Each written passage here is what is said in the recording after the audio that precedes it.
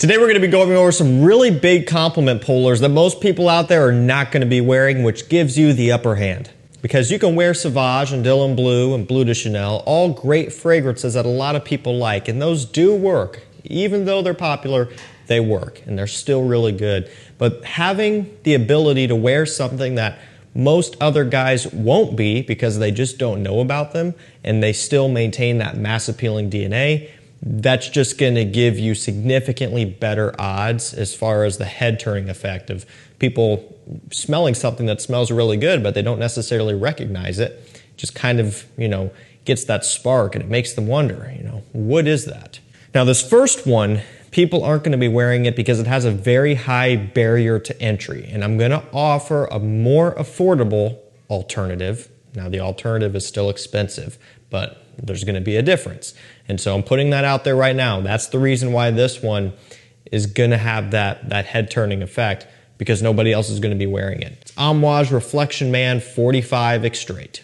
So this has iris, jasmine, lavender, benzoin, some olibanum in here. You've got that fresh kind of floral component going on from the original, and then some warmer, heavier, sweeter vanillic notes going on, along with a bunch of other additional notes as well, just making it a true extrait type of flanker.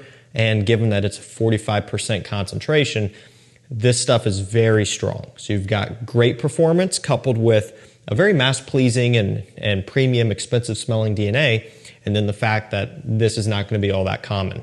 So, let's get to the good part. It retails for $500, which is way too expensive. You can get it on discounters usually for around $320, $330. Now, that's still very expensive. If you go over to something like Gucci Guilty Elixir, that's going to be something that's pretty close to this at a lower cost, but bear in mind, that is still expensive too. There are clones of the original Reflection Man out there, for $30, $35. Paris Corner has one. Revolution, I believe is what it's called, or something like that. I've talked about it before. I just can't think of it off the top of my head right now. That's a good option. It's not a clone of the Extrait. If there is a clone of the Extrait, I don't know about it right now. I hope that they come out with one. So yeah, I'm just putting this one front and center to get it out of the way. We'll get into some more affordable options as we go. But this is still a great fragrance if you have pockets deep enough for it and you want to stand out in a good way. So this next one is going to be a little bit more rare because it's new. And in general, this DNA is not going to be as popular or as common as a lot of other fragrances out there. Again, giving you that advantage. Guerlain L'Homme Ideal Parfum. So this one has almond, of course. It's got some amaretto in here, a nice patchouli note.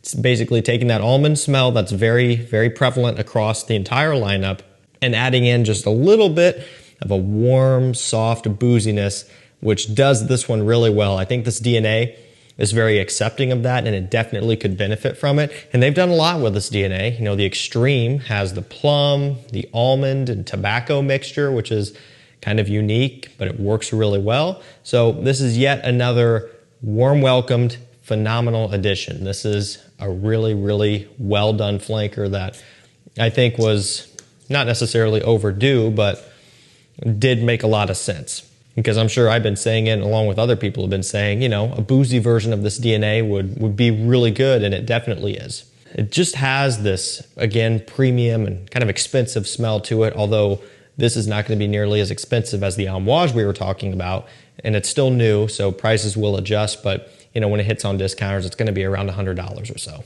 Maybe a little bit more right now because it's new, but over time, that price is going to come down, and it'll eventually be in line with the Eau de Parfum and the Extreme. Sometimes those will duck under $100. So these, at some point in time, will be really, really good purchases. This one especially. The others already are. But if you can get a bottle of this one, it's going to be a fantastic one to stand out and smell great. So working our way down in price even more, $40 to $50, somewhere around in there, depending on where you're shopping. Diesel Bad Intense. Diesel, they don't get a whole lot of love, but they have a couple really good ones. They also have quite a few that aren't so good. Pretty common with a lot of, big designer brands. This one has cinnamon, nutmeg, white tobacco, and woody notes. I really like it. It's one that would be easy to hate on and easy to pass up, but it's better than you might expect. So the white tobacco kind of gives off a more of a tobacco leaf, lighter smell versus being a strong smoky tobacco, cinnamon, nutmeg, providing a real nice warm spiciness to give it a nice punch off the opening, and then some woody notes in addition to that to give it more of a masculine dry down. Smells fantastic off the top and almost gets even better as it dries down and settles out a bit. This one definitely has that kind of, head turning, attention grabbing characteristic about it, just from the warm spices that they're utilizing here. It's something that kind of stands out and grabs people's attention. And just for the most part, I mean, these were never in the hype spotlight and never will be. I mean, they've been out for so long. If that would have happened, it would have happened by now, right? But definitely something that, since a lot of people won't be gravitating towards it, kind of leaves an opportunity for you to jump in there, start wearing something like this. You could wear this pretty consistently when it's a little bit cool outside. And then you've got something that does stand out in its own way, because I don't really think this necessarily smells like anything else in particular. It's not necessarily an uncommon DNA, right? But it doesn't clone anything, which I think is pretty cool. Next up, we have Polo Red Parfum version.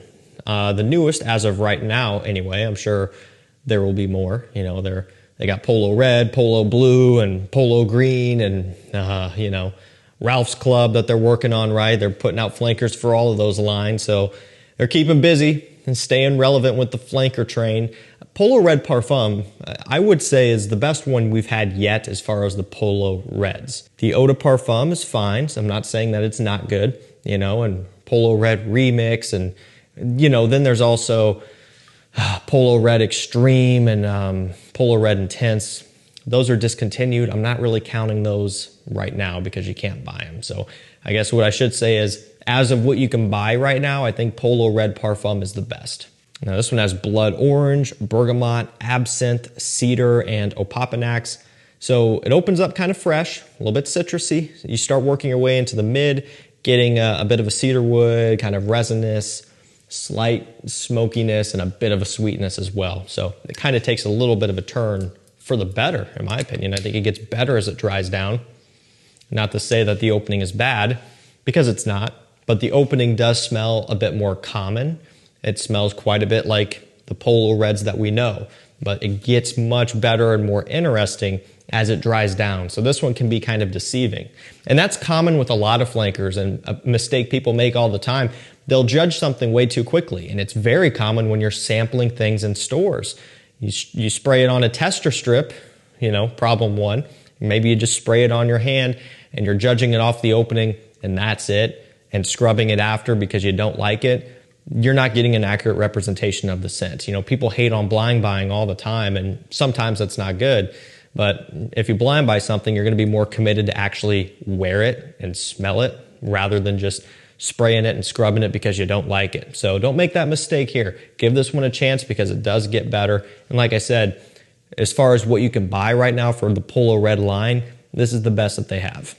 Next up, we have La Nuit de l'Homme Le Parfum. And of course, the original is such a popular scent that still works, and I still think it is one of the best date night fragrances out there, but we're trying to, stand out a bit more. So this is where you can get yourself to. La Nuit de l'Homme Le Parfum. Okay, it's got pepper, fruity notes, vanilla, and some patchouli. It's really, really interesting because it's called Le Parfum, the bottle's darker, but it's one way or another has a bit more of a freshness to it, which is just backwards for a Le Parfum. I've always thought that, and I've always been confused by that, and maybe even a little let down by that at first. Although at this point, years later, I've just accepted the fact that it's what we get from the Le Parfum. And I'm not saying that this is bad. I just wish they would have named this something different to leave the slot open for Le Parfum to make it a richer La Nuit de l'Homme itself, which they kind of did that with Bleu Electrique, but then they discontinued that. And so you're getting a similar construction to La Nuit de l'Homme with this. You get a peppery, spicy opening, although instead of cardamom, it is pepper in this instance. And then a sweetness, but instead of kind of that lavender or woody combination, you're getting more of a fruity, vanillic undertone. So it's just following a similar idea, but taking a different approach at it. And when you boil it down, it is a little bit more fresh. So that's kind of how I would describe it. but I still think it's a really good scent overall. You can get this for about $100 right now on discounters, so not bad. It's about what you would expect. And really, I mean, the hype from the original never got close to trickling down to the Le Parfum or really any of the others. I mean, as far as the community is concerned, La Nuit de l'Homme Frozen Cologne got a good amount of attention, but that got discontinued pretty quickly. Again, I already said it, Bleu Electrique got a lot of attention fast and then got discontinued, but that never happened with the Le Parfums. That's a great opportunity to jump in and stand out. So this next one, I mean, nobody's gonna be wearing this, okay? It was from a designer brand that is just not as popular as the big dogs. It's from a line that was all exclusive limited editions. It disappeared forever, but now it's back for a little while. Very, very odd, but definitely sets you up for the perfect circumstances to stand out because, again, nobody's gonna be wearing this stuff. Mercedes-Benz VIP Infinite Spicy by Olivier Cresp. So, again, this is part of their VIP line, VIP club line, where they essentially highlighted the perfumers who did these, which I think is really cool. I believe Alberto Marias did one as well. And again, all of the others are super hard to get. This is the only one that you can buy right now. And this came out forever ago. So it's really, really bizarre. They must have just found a bunch of this somewhere, like a lot of it, because it's been in stock for a good little while now. This one has Sichuan pepper, juniper berries, and cardamom. Really, I'm not going to sugarcoat this one, guys. It is spicy, and you would expect it to be. So if you don't like spicy scents, you should not be buying this, right? They make it very clear, and I'm going to make it clear as well.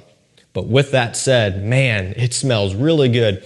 Talk about an attention grabber and an eye opener. I mean, really, really strong off that opening, but that does also remain true into the dry down as well. It's very fresh, spicy, and given the construction that this one has, it also has more of a premium and classy smell to it compared to a lot of newer style fragrances that are mostly sweet. So I think it does have a little bit more of a grown up and mature smell, which I like.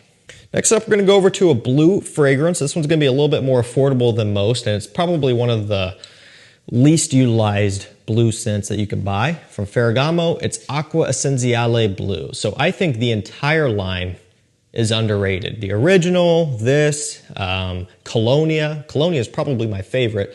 This one coming in at a close second. You're not hearing hardly anybody talk about these. And especially outside of the community, nobody's gonna be wearing these. And they're all done by Alberto Marias, a master perfumer who is producing things that are usually double, triple the cost of this or more. So again, $35, $40 for this. Usually his stuff is well into the 100s. So you could get this for a really good bargain. This one has lemon, lavender, tonka, and of course, a heavy dose of ambroxan. Ambergris is what they probably list off, but we know the truth. It smells fantastic. Bright, bubbly, blue, effervescent with a little bit of a creamy dry down. It's a blue scent, but just its own little style. Doesn't really smell like anything in particular. If you had to compare it to one, it's got a little bit of a Dylan Blue style sweetness, but not to that level. It doesn't have all of the incense and a patchouli and C notes and things like that. They're just taking more of an aromatic approach with a tiny bit of a blue sweetness. So it's kind of how this one goes. And like I said, one of the more affordable ones out there. I think this one does even come in a little bit lower than Bleu de Chanel as far as pricing is concerned. So it's a really good buy that most people aren't going to be utilizing. Next up, we have Narciso Rodriguez Bleu Noir Eau de Parfum. I just don't think that these are really all that popular. You know, I really like the Parfum. That's probably my favorite. But, you know, the Eau de Parfum freshness makes this probably a little bit more versatile. It's got musk, cedarwood, vetiver, some amber. I mean, it's just woody and aromatic, and that's it, right? They don't have too much more. There's really not even a sweetness. You know, they list off amber. You don't really get a ton of that. It's maybe there a little bit as a base note, but not enough to make it a prominent sweet note. It's more just to kind of give it something to fall back on. So really the notes are all about that musk, the woods, the cypress, just the aromatics, okay? So that's gonna make it just super wearable. I don't think there's a situation that you couldn't wear this one for. As far as times of the year goes, any time of the year basically, it's just gonna work for anything and it takes all of the guesswork out of it. You know, people look at the bottle, kind of blue and square shape, and they think, oh, it probably smells like Bleu de Chanel, right? It doesn't at all. And I don't know if people actually think that or not. I've never heard that before, but I can just kind of foresee people coming to that conclusion just if you were to look at it, you know, that nice blue square bottle. The cap is different, but I don't know. If people were to think that, no, it doesn't smell anything like Bleu de Chanel, which would defeat the purpose. And so again, this kind of does its own thing, but still has a very mass appealing smell. Kenneth Cole, Copper Black. You know, this is kind of one of those designer brands that are like Calvin Klein, where, you know, people just don't really look forward to a new Kenneth Cole. People don't really look forward to a new Calvin Klein. See, kind of like Diesel as well, right? The designer brands where they end up a bit cheaper, they produce a massive amount of fragrances and a lot of summer editions all the time, and people just kind of lose interest. But this is one that I really like. It's got apple, bourbon whiskey, vanilla, and ginger. So it opens up with that ginger whiskey combination, kind of bright, kind of boozy off the top, and then getting some of that vanilla as it dries down. It sweetens up and it gets a little bit more smooth and silky. I think it's, for what it's worth and for what you pay for it, it's a really, really good scent. I mean, that apple with that whiskey as well is phenomenal. And that opening, it reminds me a little bit of a Killian apple brandy style, which is one of my all-time favorite niche boozy fragrances ever. I'm not saying this smells like apple brandy because it really doesn't, but that apple bourbon combo that you get for a little bit off that opening, it definitely could place this into that category for just a little bit before it goes off and does its own thing. So that opening, it really is good here, and it's definitely going to be one that gets people's attention. We'll finish things off with Mr. Burberry Element. So it's got juniper, almond, mineral notes, and ambroxan. I love the mineral notes. Gives it a very cooling, crisp, oceanic type of smell. The juniper is giving it an aromatic pop off the opening. And almond, green almond, I think, and more specifically, is something that's not used all that much, most commonly used in the L'Homme Ideal lineup, or at least that's what I think of when I see almond.